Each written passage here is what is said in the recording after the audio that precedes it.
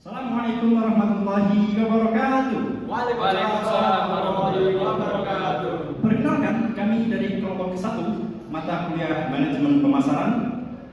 Di sini kami akan menjelaskan seputar perusahaan Starbucks sebagai pengganti tugas asesmen tengah semester di mata kuliah manajemen pemasaran. Kemudian sebelum itu, perkenalkan kami beranggotakan 1 Fahrika Ardiansyah yang ber-NPM 004, kemudian ada saudara Tafrizal Hadan Arsena NPM 007, kemudian ada saudari Levina Aurelia Fardika NPM 0010, kemudian saudara Panji Eka Setiawan NPM 0013, kemudian ada saudara Tegar Putra NPM 0019, dan saya sendiri Ahmad Salman Afarisi NPM 0031.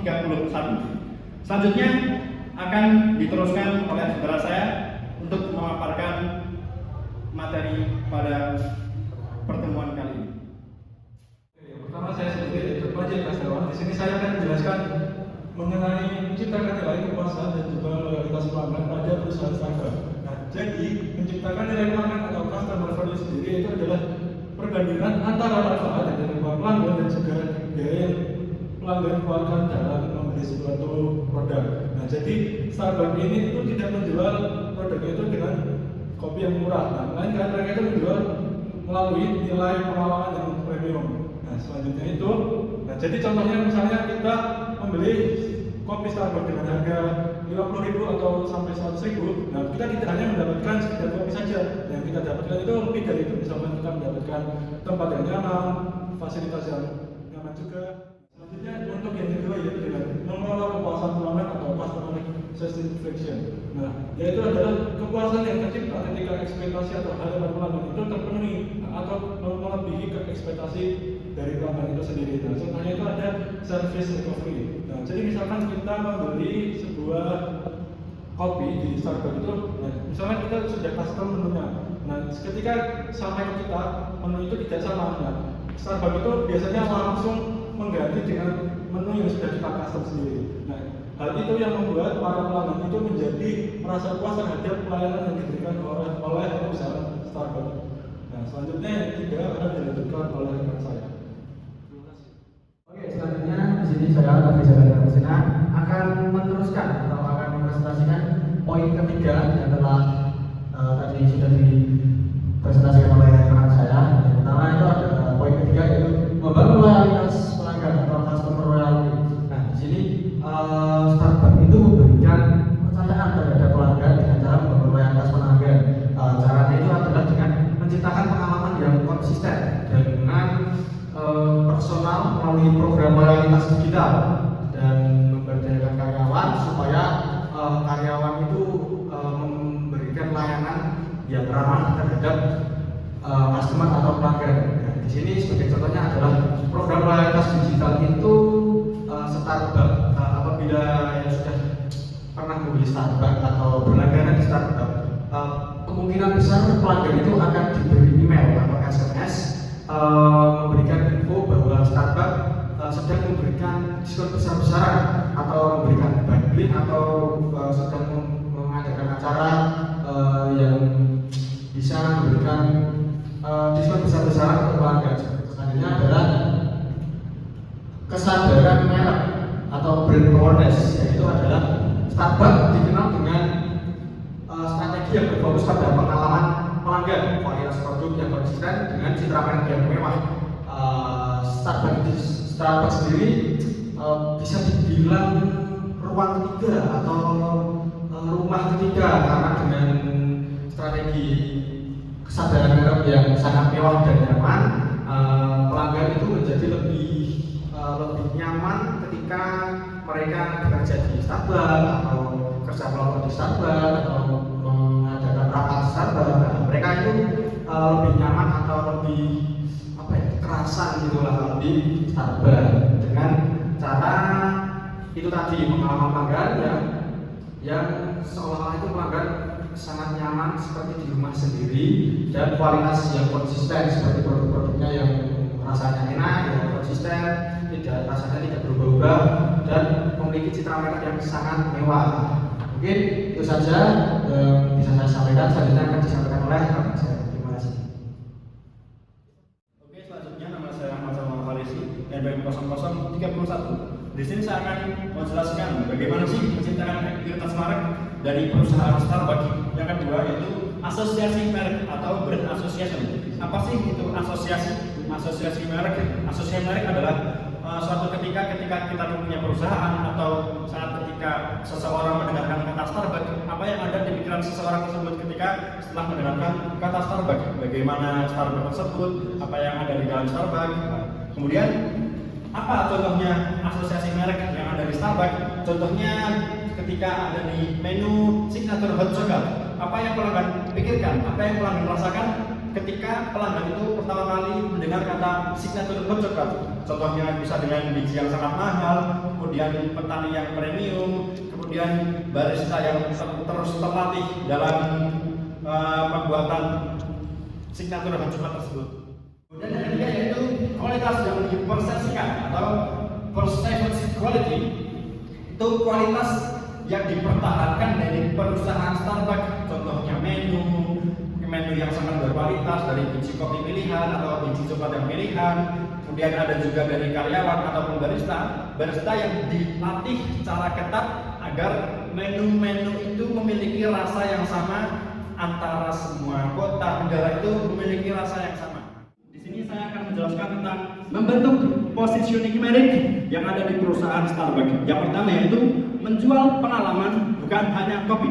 Yang mana Starbucks ini menjual kopi murah, tidak hanya menjual kopi murah dengan diminum sesaat, tapi juga menjual kenyamanan, menjual suasana dan tempat singgah yang indah. Contoh nyatanya yaitu desain toko yang nyaman bagi pelanggan. Di sana ada sofa, ada wifi gratis, kemudian musik yang tenang. Pelanggan akan rela membayar mahal untuk mendapatkan kenyamanan, tempat yang asik untuk bekerja, rapat, atau sekedar bersantai. Kemudian yang kedua yaitu kualitas dan produk premium. Starbucks fokus pada kualitas biji kopi yang katanya terbaik, walaupun harganya mahal ataupun tinggi, pelanggan akan tetap membeli produk dari Starbucks tersebut. Kemudian yang ketiga yaitu pelanggan yang berpusat pada gaya hidup atau lifestyle. Yang mana merek Starbucks ini menjual bagian dari gaya hidup modern, sibuk, dan stylish, terutama kalangan menengah ke atas. Contoh nyatanya yaitu meminum kopi Starbucks atau hanya memegang gelasnya saja sudah dianggap sebagai simbol status atau tanda bahwa pelanggan adalah orang sibuk, pelanggan adalah orang yang berproduktif atau memiliki selera yang baik. Kemudian yang keempat yaitu personalisasi dan fleksibilitas produk.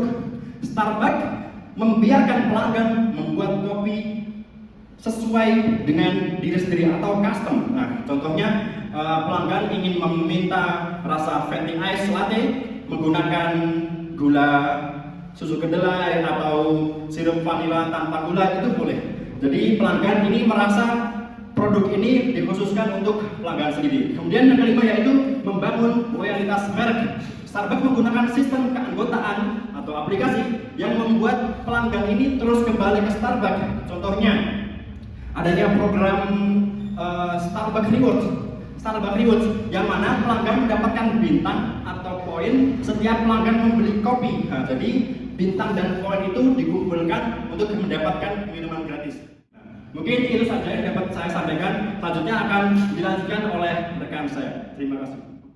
Perkenalkan, nama saya Pandai Kasyawan dengan NPM 2401010013. Nah, Starbucks itu memiliki beberapa cara yang dilakukan untuk dapat melakukan persaingan dalam pasar di Indonesia. Nah, seperti contohnya, yang pertama yaitu dengan beradaptasi dengan menu lokal. Nah, jadi seperti yang kita ketahui bahwa Starbucks itu merupakan perusahaan global.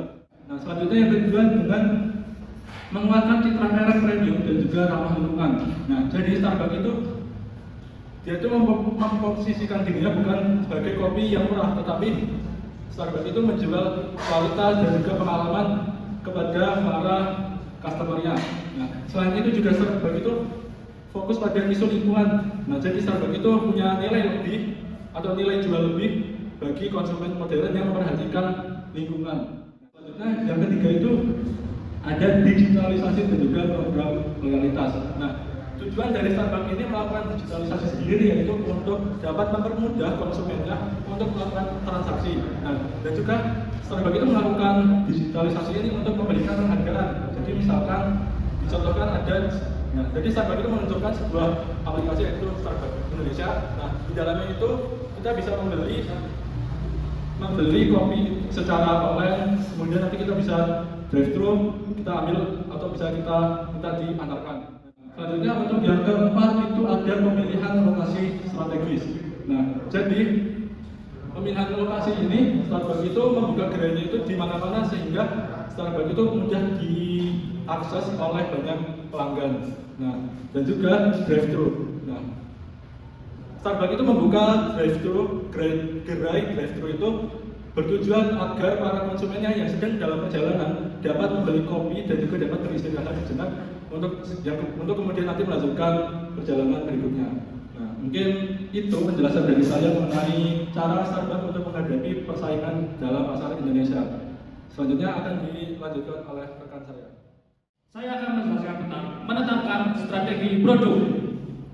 Menetapkan strategi produk, menekankan inovasi produk, diversifikasi menu, dan personalisasi untuk memenuhi preferensi pelanggan yang bervariasi, serta mengkombinasikan produk kopi premium dengan berbagai minuman musiman, makanan sehat, dan pilihan kostumisasi.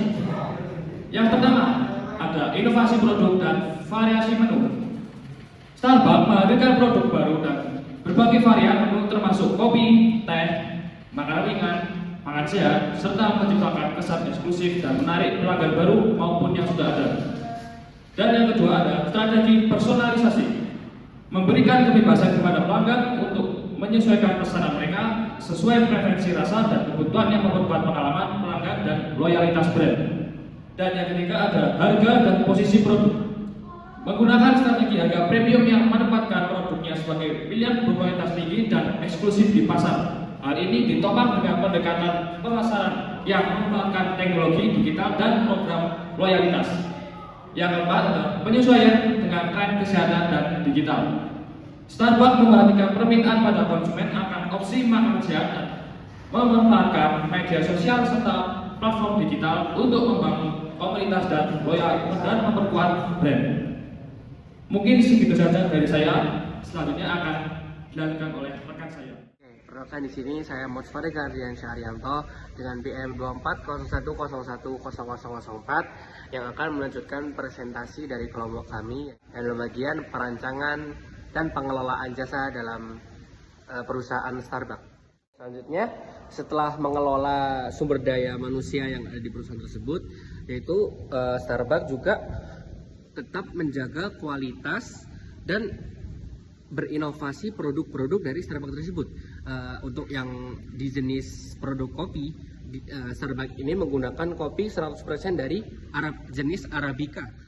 Kemudian untuk inovasi-inovasi dari perusahaan tersebut, perusahaan Starbucks yang lain ada misal cake, terus kemudian ada minuman-minuman perasa lain seperti red velvet, cappuccino, frappuccino, dan lain sebagainya. Itu salah satu inovasi dan juga menjaga kualitas kopi dari produk Starbucks sendiri. Selanjutnya yaitu dari perusahaan Starbucks yaitu memberikan konsep tempat ketiga atau Starbucks menciptakan suasana yang nyaman. Suasana nyaman di sini bisa diartikan yaitu selain rumah atau tempat kerja yang seseorang miliki. Jadi ketika ia bosan di rumah atau ketika suntuk di pekerjaannya, jadi orang-orang tersebut lebih memilih ke Starbucks tersebut karena mungkin tempat yang nyaman, AC yang dingin, pelayanan yang bagus dari Starbucks tersebut ini bisa menumbuhkan agar ketika seseorang tersebut bingung mau kemana, entah itu bosan di rumah dan suntuk di pekerjaannya, di kantornya, dia bisa lari ke Starbucks. Itu yang disebut konsep ketiga dari perusahaan Starbucks tersebut. Selanjutnya ada pengelolaan sumber daya manusia, yang dimana para karyawan-karyawan di Starbucks tersebut dari perusahaan itu memiliki SOP yang wajib dilakukan di setiap karyawan ketika ia melayani pelanggan yang sedang membeli di perusahaan Starbucks tersebut. Apakah si karyawan ini harus senyum, harus menanyai bagaimana SOP yang sudah diajarkan, yang sudah diterapkan di perusahaan Starbucks tersebut, yang harus dilakukan oleh setiap karyawannya dan di setiap cabang-cabang Starbucks dimanapun itu. Dan ini juga bisa juga strategi yang cukup bagus yang diberikan oleh Starbucks untuk menarik pelanggan atau bahkan pelanggan itu kembali untuk mengorder kopi atau minuman lain dari perusahaan Starbucks tersebut. Di sini saya akan melanjutkan materi dari teman saya sebelumnya. Oke, materi saya adalah mengembangkan program dan strategi harga. Mengembangkan program dan strategi harga itu apa sih? Mengembangkan program dan strategi harga adalah proses penentuan harga yang tepat untuk produk atau layanan yang berguna untuk mencapai tujuan bisnis. Nah, yaitu untuk memaksimalkan keuntungan, mencapai pangsa pasar, dan membangun citra merek. Nah, di sini di materi saya adalah kombinasi harga premium dan penyesuaian harga berbasis nilai yang didukung oleh program loyalitas dan taktik promosi seperti bundling dan upsell, dan menyesuaikan harga berdasarkan produksi, lokasi gerai strategis, dan serta persepsi nilai dan pengalaman pelanggan. Nah, di sini untuk membangun strategi harga ada 3 cara. Yang pertama adalah penetapan harga premium. Di Starbucks ini kan terkenal dengan harga yang sangat cukup pricey, cukup mahal ya di kalangan mungkin di kalangan mahasiswa atau di kalangan warga penduduk sekitar di Magelang, yaitu dengan harga yang cukup mahal ya. Karena mengapa harganya cukup mahal atau harganya premium? Dikarenakan mungkin dengan adanya biji kopi yang diimpor, bahan-bahan yang susah didapat, atau pembuatannya yang cukup sulit atau cukup rumit. Nah, yang kedua adalah penetapan harga psikologis. Nah, di sini juga sangat penting ya untuk menetapkan harga dengan cara penetapan harga psikologis. Ya, seperti contohnya kalau di menu Starbucks itu sebagai contohnya coklat panas. Coklat panas itu kan harganya yang seharusnya mungkin 25.000, dengan penetapan harga psikologis Starbucks menetapkan harganya menjadi 24.500 atau 23.000 sekian, dengan berdalih untuk memikat para pelanggan agar psikologisnya itu terkena, karena itu bisa menjadi pelanggan bisa berpikir itu lebih murah atau lebih worth it. Yang selanjutnya adalah strategi geografis. Nah, ini adalah strategi di mana letak gerai Starbucks itu sendiri di mana, dan sesuai dengan biaya lokal atau dengan daya beli pasar di daerah gerai strategis Starbucks tersebut. Mungkin itu saja sedikit materi atau presentasi dari saya. Mungkin saya cukupkan presentasi dari kelompok kami, semoga bisa diambil ilmunya dan bisa menambah wawasan bagi yang menonton. Apabila ada kekurangan dalam mempresentasikan dan kesalahan saya dan teman-teman untuk mempresentasikan, mohon dimaafkan. Sekian dari kelompok kami. Wassalamualaikum warahmatullahi wabarakatuh.